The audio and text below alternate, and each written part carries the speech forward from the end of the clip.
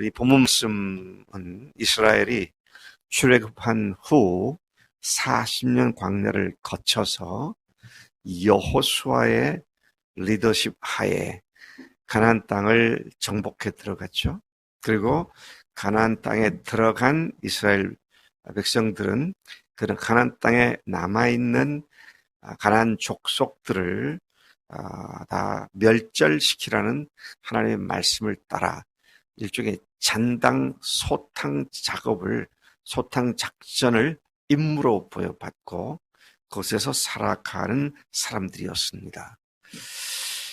그런데 그렇게 하나님께서 특별한 민족을 뽑아주셨고 인도해 주시고 세워주셨고 가나안 땅도 정복하게 하셨지만 정작 그 땅에 들어간 이스라엘 백성들은 하나님 앞에 못된 짓을 하는 그런 족속들이 되었습니다.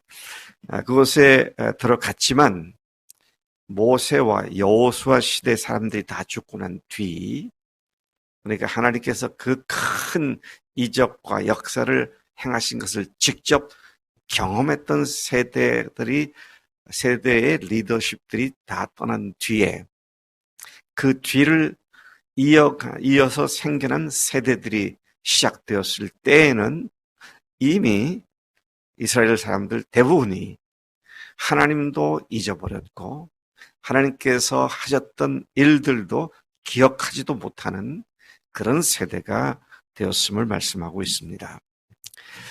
하나님은 가나안 족속들을 그 땅에서, 그 약속하신 땅에서 하나님께서 완전히 멸절시키지 않고 거기에 그대로 남겨두셨던 이유가 오늘 본문에서 설명되고 있습니다. 우리가 생각할 때는 하나님께서 싸그리 그들을 다 진멸시켜 버리신 뒤에 이스라엘이 거기 와서 살게 하셨으면 좋지 않았겠는가, 그런 생각을 할 수도 있지만 하나님께서 그들을 그곳에 남겨두신 이유를 뭐라고 말씀하셨느냐면 그 가나안 족속들을 통해 이스라엘 백성들이 하나님께 그 약속의 땅에서 하나님께 모세를 통하여 주신, 그리고 조상들에게 주신 하나님의 명령을 그들이 순종하는 여부를 시험하기 위해서 그렇게 하셨음을 오늘 본문에서 밝히시고 있습니다. 여러분, 예수 믿고 구원 받았으면 고생 끝, 행복 시작, 그렇게 돼야 한다라고 많은 사람들이 생각하는데, 그러나 여전히 우리들 삶 속에서는 문제들이 남아있죠. 그런 남아있는 그 문제들을 통해서 하나님께서 우리의 믿음을 확인하시고 연단시키시고 바르게 세우시는 그런 목적이 있음을 또한 여기에서 알 수가 있습니다. 그리고 사사기 전체는 이스라엘 백성들이 가나안 족속들과 통혼하여 그들과 결혼을 해서 가나안 족속들의 신들을 마구 섬긴 일들, 또 그러한 그들이 이방인들에게 결국 괴롭힘을 당하게 된 사건들을, 그리고 그때마다 하나님께서 사사를 보내셔서 그들을 구원해 주시고 하나님이 누구신지를 가르치시고 일깨워 주신 사건들을 기록한 것이 사사기 전체에 흘러내리는 내용들인 것을 봅니다. 오늘 본문 말씀에서 하나님은 이스라엘이 이방 군대에 의해서 어려움을 겪고 있을 때 첫 번째 사사를 보내어 그들을 구원하시고 평안을 주신 내용을 기록해주고 있습니다. 자, 하나님께서 시험하기 위한 그 시험에 걸려 넘어져서 하나님을 섬기지 않고 오히려 그들의 대적자들과 함께 섞여 혼혼하여 살아갔던 그들을 하나님께서 징계하셨고, 징계받았을 때 하나님께서 다시 그들이 부르짖자 그들을 구원하는 사사를 리더로 보내서 그 첫 번째 리더에 관한 이야기를 오늘 우리에게 말씀해 주고 있습니다. 자, 1절부터 6절까지는 그 땅에 남겨두신 가나안 족속 사람들에 관한 이야기가 기록되어 있고요. 또 7절부터 11절까지는 첫 번째 사사 온니엘과 그리고 두 번째 사사 이야기가 한 줄로 나오는데 그것이 마지막 11절 말씀입니다. 그 땅이 아닙니다. 그건 그 다음 문단에 나온 얘기고요. 그래서 오늘은 이 온니엘에 관한 얘기까지만 나오게 되는데 1절부터 6절까지 다시 돌아가 보겠습니다. 가나안 땅에 정착한 후 모세, 여호수아 이후 다음 세대들은 놀랍게도, 놀랍다는 말은 좋은 의미가 아니라 참 기가 막히게도 모세와 여호와 시대에 하나님께서 어떻게 이스라엘을 애굽에서 구출하셨는지를 또 그분이 어떤 분인지를 모르는 세대가 되고 말았습니다. 세월이 지나고 세대가 바뀌면서 이런 일이 발생했던 것이죠. 비록 그들은 유월절을 비롯한 안식일이나 또는 장막절이라든지 또는 오순절과 같은 그런 하나님의 명령하신 명절을 지켰을 것이라고 봐지는데 그랬음에도 불구하고 그것은 그들에게 형식으로만 남아있고 하나님의 능력을 전혀 경험할 수 없는 그런 세대가 되고 말았음을 보게 됩니다. 오랜 세월이 걸리지 않더라고요. 네.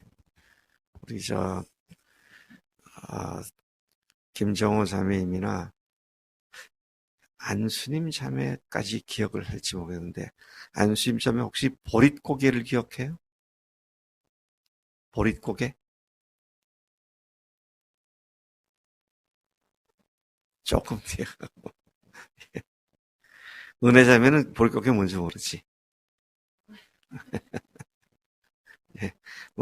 제가 어렸을 때 중학교, 고등학교, 대학교까지도 보릿고개가 심각했습니다. 보릿고개가 뭐예요? 봄 추수를 하는 게 보리와 밀이잖아요.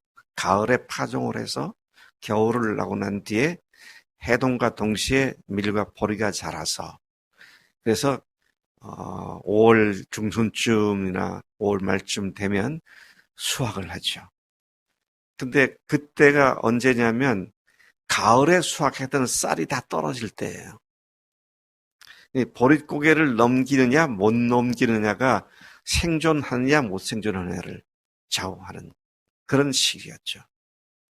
저는 어렸을 때 너무 생생히 기억을 해요. 어렸을 때 먹을 게 없으니까 보리밭을 지나노라면 깐북이, 보리로 말하면 병에 걸린 건데 보리 이삭이 까맣게 된 거 그거를 먹을 수 있다고 그걸 따먹었던 기억이 생생해요. 근데 은혜 자매 세대만 40대 초반만 해도 지금 얘네들 무슨 말인지 모르고 현수는 지금 목사님이 방언을 하나 외국말을 하나 그럴 것 같아. 그래 봐야 지금부터 40년도 안 돼. 40년? 한 성경에 보면 한 세대 40년이잖아요. 지금 제가 이 얘기를 하는 이유는 우리가 어렸을 때 고생했던 그 얘기를 하는 게 아니라 모세 시대가 그랬다는 거예요. 여호수아 시대가 그랬고 그 세대가 지나가니까 다음 세대는 깜깜이가 돼버렸어요. 하나님도 알지 못하고 하나님이 얼마나 놀라운 일을 통해서 자기들을 구원하셔서 지금 여기 와서 살게 되었는지도 전혀 역사를 모르는 소위 말하는 역사의 단절이 한 세대 만에 되어진 것을 말씀하고 있는 것입니다. 자, 조금 전에도 얘기했잖아요. 이 사람들이 그러면 안식일을 지켰겠는가 안 지켰는가? 물론 지켰죠. 6월절을 지켰겠는가 안 지켰는가? 지켰습니다. 그런데 그 근본 내용에 대해서는 다 잊어버렸고 알지 못하고 껍데기만 하는 거죠. 여러분 우리가 주일날 예배를 드리고 우리가 새벽에 모여서 기도를 하고 말씀을 배우고 모여서 같이 셀로 모여서 마디로 모여서 하는 그 모든 근본 이유를 제대로 알지 못하면 즉각적으로 우리들의 신앙은 형식만 남게 되고 껍데기만 남게 되는 그런 것으로 전락하는데 얼마나 오랜 시간에 걸려서 그들이 신속히 그렇게 되고 맙니다. 한 거대한 민족의 역사가 40년 채 안 지나서 깡그리 잊어버리게 되는 것처럼 말이죠. 우리가 하나님의 십자가와 예수님의 십자가와 부활로 정말로 놀라운 하나님의 은혜를 경험한 뒤에라도 정신을 차리지 않으면 이렇게 무너질 수 있다라는 사실을 여기서 경각심을 가지고 우리가 봐야 한다라는 것입니다. 자, 그들은 어제까지도 말씀해 보면 그렇잖아요. 가나안 땅에 들어가서, 자, 가나안 땅이 어떤 땅입니까? 약속의 땅, 언약의 땅, 젖과 꿀이 흐르는 땅, 오매불망 그들이 그리던 그런 신천신지, 새하늘과 새 땅에서 펼쳐지는 놀라운 그 허니랜드죠. 젖과 꿀이 흐르는 허니랜드인데 막상 거기에 가서 그들이 그 이방 족속들과 섞여 살면서 그들에게 나중에는 오히려 압제를 당하고 그들에서 고통을 당하는 그런 역설로 빠져가는 그들의 역사를 보면서 오늘도 우리도 얼마든지 그럴 수 있다고 하는 타산지석으로 하나님께서 우리에게 교훈거리로 주신 말씀인 것이죠. 자, 그들의 심각한 문제는 이방 족속들, 가나안 족속들, 5 군주와 그 다음에 여러 족속들이 나오죠. 시돈, 히위 족속, 가나안 족속 이런 사람들과 뒤섞여 살면서 통혼했다는 것이 심각한 문제였습니다. 여러분, 통혼을 했다 그러면 이스라엘의 아들, 딸들을 가나안 족속의 아들, 딸과 결혼시켰다는 얘기죠. 여러분, 결혼시키게 되면 어떤 일이 발생할까요? 시집 온 며느리들이 자기가 어려서부터 섬겼던 그 우상을 여전히 그 시집 온 집으로 끌고 들어와서 그 집을 그렇게 만드는 것이죠. 오늘 우리나라가 국제 결혼을 많이 하잖아요. 심각한 문제라고 생각합니다. 이미 우리나라에 무슬림들 60만인가 50만인가 그렇다고 말을 하고 이따금 TV에 보면은 왜 교육 방송에서 그 이방 뭐라 그러나 그렇다 고부열전 거기에 보면 이제 국제 결혼하는 사람들이 그 며느리가 베트남에서 온 사람도 있고 캄보디아나 이런 곳에서 온 사람들이 있는데 그 시집에 친정집에 이제 예를 들어서 시어머니를 모시고 간다든지 그러잖아요. 그러면 영락없이 그들이 가는 곳이 그들이 다녔던 절간으로 가서 거기서 부처에게 절하고 그럼 시어머니도 따라가서 구경하다가도 절하고 이제 그렇게 서서히 그 이방 신들이 오늘 우리나라에도 스며들고 있는 걸 본다는 것이죠. 근데 아예 그 땅에 들어가서 그들과 섞여 살면서 단순히 그들만 결혼만 시킨 것이 아니라 그들의 신들을 음란하게 섬기는 그런 이스라엘이었죠. 어제 제가 자세히 말씀드렸습니다만은 남성 신인 바알과 여신인 아스타롯 그리고 그 우상 앞에서 제사를 지낸 뒤에는 거기에서 음행을 하는 그런 악습들을 행했던 그곳에서 하나님의 백성들도 서서히 그런 것으로 물들어가기 시작을 한 것을 우리가 보았습니다. 자, 그러니 하나님께서 가만두지 않으시죠. 네. 하나님께서 포기하셨으면 그는 놔두셨을 거예요. 우리 현수가 엄마가 잔소리하는 게 싫잖아. 포기하면 잔소리 할까 안 할까?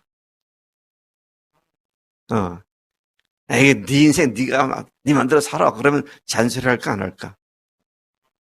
안 하지. 그럼 잔소리를 왜 해요? 한마디로 사랑하니까. 하나님께서 지금 그렇게 하신 거예요. 그들이 그렇게 하는 것이 더 징계를 하십니다. 왜요? 그들을 결코 포기하지 않으시기 때문이죠. 그래서 여러분, 우리가 주님 앞에서 잘못했을 때 때로는 우리를 주님께서 징계하십니다. 왜? 우리를 사랑하시기 때문이죠. 그래서 메소포타미아 지방에 있던 왕을 일으켜 세워서 이스라엘을 공격했고, 그들이 하나님께서, 여기 보면은 하나님께서 그의 손에 이스라엘 백성들을 팔았다 그랬어요. 팔았다는 얘기는 일시적으로 넘겨줬다는 얘기입니다. 그 왕이 와서 이스라엘 백성들을 마음대로 갖고 억압하도록 허락했다는 얘기예요. 몇 년간, 8년간을 그렇게 했다 그랬어요. 참 이게 얼마나 기가 막힌 얘기입니까?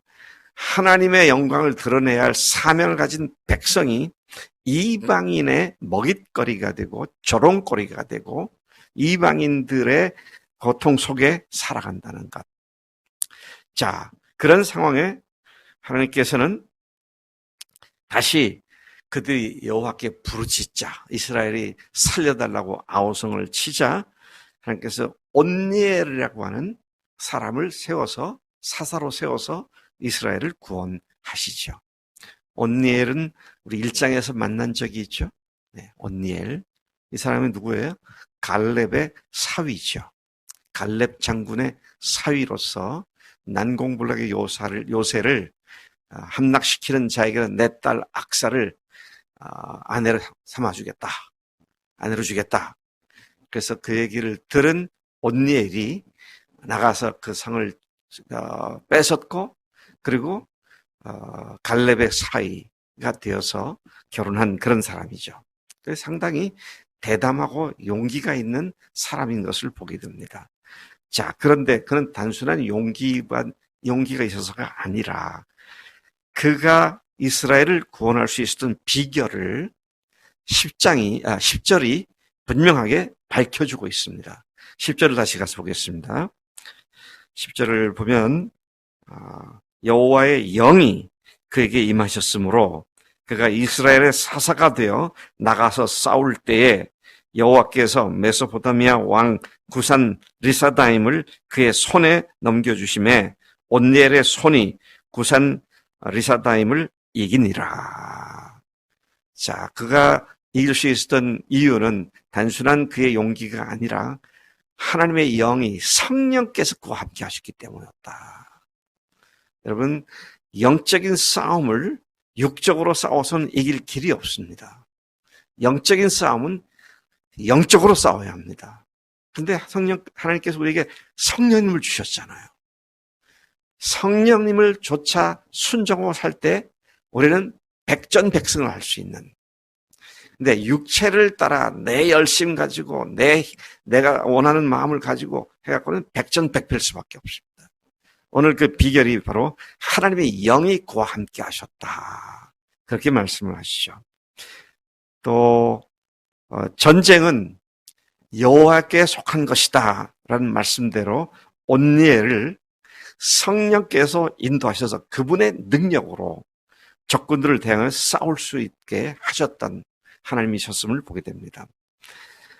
영적인 싸움을 결코 우리는 우리의 열심만 가지고 싸울 수가 없습니다.